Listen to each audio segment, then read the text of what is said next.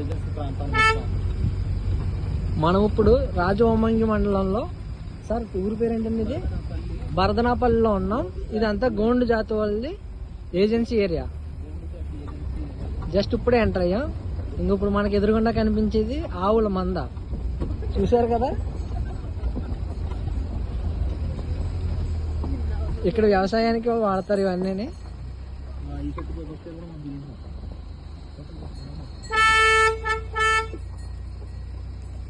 ఆవులు చూశారు కదా ఎన్ని ఉన్నాయో.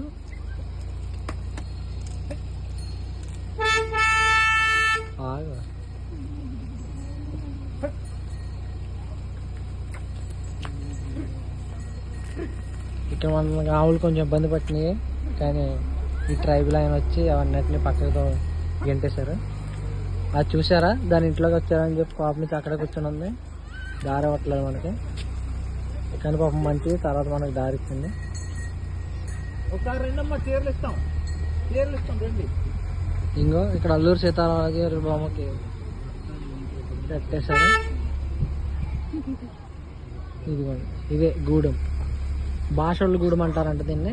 చూశారు కదా, రెల్లిగడ్డ పాకలు. ఇది మన సిటీల్లో ఎప్పుడు చూసుండ. చూడండి, ఇక్కడ కుర్రోళ్ళు అయితే వాలీబాల్తో ఫుట్బాల్ ఆడుతున్నారు.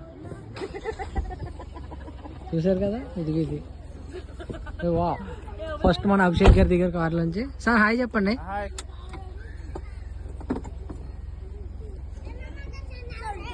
ఇంకో